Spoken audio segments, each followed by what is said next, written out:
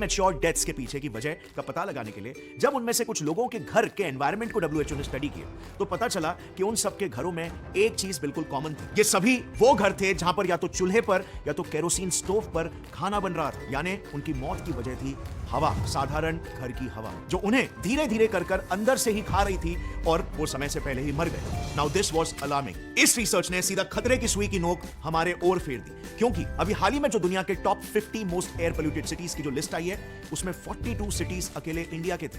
Top 50 cities में से 42 Indian cities, can you believe that? और उनमें से तो दिल्ली पूरे दुनिया का पोल्यूशन कैपिटल बनकर बैठा है, वो भी लगातार कई सालों से। यानी कि वो ग्लोबल ट्रेंड जो हमने शुरुआत में देखा प्रीमैच्योर डेथ्स का कि 70 लाख लोग मर रहे हैं हर साल, उनमें से सबसे ज्यादा मरने वाले लोग इंडियंस हैं। पर अब सवाल यहां पर यह आता है कि हालात आखिर कितने बुरे हैं? वेल, इसका पता लगाने के लिए रिसेंटली इंडिया के कुछ रिसर्चर्स ने कुछ आर्टिफिशियल लंग्स बनाए जो बिल्कुल हमारे लंग्स जैसे ही काम करते थे और उन्हें इंडिया के टॉप पोल्यूटेड सिटीज जैसे कि लखनऊ, बैंगलोर, दिल्ली, वाराणसी इनमें प्लेस किया। And you know, within 24 hours उन्होंने देखा कि वो आर्टिफिशियल लंग्स धीरे धीरे काले पड़ रहे थे और दिल्ली में तो विदिन 3 डेज वो पूरे के पूरे काले हो गए, followed by Lucknow 5 days, Bangalore 18 days and so on. यानी कि एक फ्रीक्वेंट स्मोकर के लंग्स में भी जिस चीज के होने में 1 साल लग जाता है वो इन सिटीज में कुछ ही दिन बिताने में हो जा रहा है, वो भी लाइफ में एक भी सिगरेट फूके बिना। ऑल्सो इस एक्सपेरिमेंट को वैलिडेट करने के लिए हमने कुछ कैंसर क्लिनिक्स का भी डेटा इसमें जोड़कर देखा तो पता चला आज से कुछ दशक पहले इन क्लिनिक्स में जितने भी लंग कैंसर के पेशेंट्स आते थे वो सब मोस्टली सिर्फ स्मोकर्स हुआ करते थे। लेकिन आज गेम पूरा पलट चुका है। आज जितने भी लंग कैंसर के पेशेंट्स आते हैं ना, उनमें से मोर देन 50% पेशेंट्स सारे के सारे नॉन स्मोकर्स होते हैं जिन्होंने अपनी लाइफ में, अपनी पूरी जिंदगी में एक बार भी सिगरेट को हाथ नहीं लगाया। मेरे खुद के नाना जी जिन्होंने अपनी लाइफ में कभी भी सिगरेट को हाथ तक नहीं लगाया पर उनकी डेथ लंग कैंसर से। वो मुंबई के परेल इलाके में रहते थे जहां थोड़े ही दूर में एक फैक्ट्री होने की वजह से पोल्यूशन लेवल काफी हाई था, मगर उस समय इस बारे में इतना एजुकेशन कहां था। बट यू नो व्हाट, चिंता की बात तो यह है कि आज हालात और भी बुरे हो चुके हैं। आज के समय में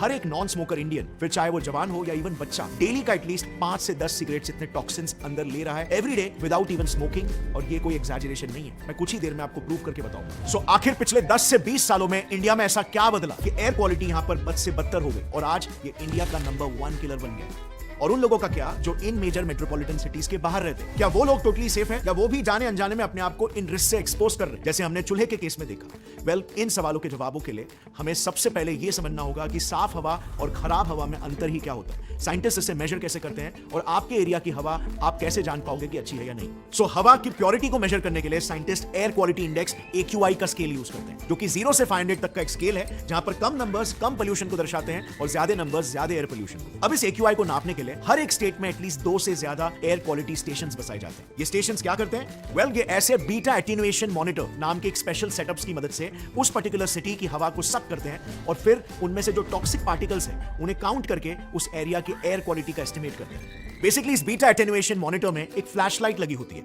जो बीटा रेडिएशंस एमिट करती है और उसके सामने एक फिल्टर और एक डिटेक्टर लगा हुआ होता है। फिल्टर बेसिकली बड़े पार्टिकल्स को फिल्टर आउट करके सिर्फ PM 2.5 यानी कि 2.5 माइक्रोमीटर्स से छोटे पार्टिकल्स को ही अंदर आने देता है। और फिर जब बीटा रेडिएशंस इन पार्टिकल्स से टकराकर स्कैटर हो जाते हैं और डिटेक्टर्स तक नहीं पहुंच पाते तो उससे डिटेक्टर आइडेंटिफाई करता है और कैलकुलेट करता है कि हवा में PM 2.5 पार्टिकल्स का कॉन्सेंट्रेशन कितना है। एक बार ये कॉन्सेंट्रेशन का पता चल गया तो फिर उस हवा को 0 से 500 के स्केल पर स्कोर किया जाता है, जिसे ही AQI स्कोर कहते हैं। और इसीलिए PM 2.5 पार्टिकल्स का मेजरमेंट बहुत इंपॉर्टेंट है क्योंकि यही मेजरली एयर पोल्यूशन फैलाते हैं और ये हमारे हेल्थ के लिए बहुत टॉक्सिक भी होते हैं। अगर सपोज 1 क्यूबिक मीटर यानी कि वॉशिंग मशीन जितने वॉल्यूम में 12 से कम माइक्रोग्राम्स पार्टिकल्स है तो AQI स्कोर 0 से 50 के बीच में होगा और एयर क्वालिटी गुड मानी जाएगी। अगर 12 से 35 माइक्रोग्राम पार्टिकल्स है तो स्कोर होगा 51 to 100 और एयर क्वालिटी मॉडरेट मानी जाएगी। अगर 35 से 55 माइक्रोग्राम पार्टिकल्स होंगे तो स्कोर 101 से 150 होगा और ऐसी हवा सेंसिटिव लोगों पर अपना असर दिखानी शुरू करती है। यानी कि अगर आप में कोई अंडरलाइंग रेस्पिरेटरी प्रॉब्लम्स है जैसे अस्थमा वगैरह हो गया तो वो एग्रेवेट होना शुरू हो जाए। देन 55 से ज्यादा माइक्रोग्राम पार्टिकल्स अगर है तो स्कोर 150 के पार चला जाएगा, जिसके बाद ये हवा हम जैसे नॉर्मल लोगों के लिए भी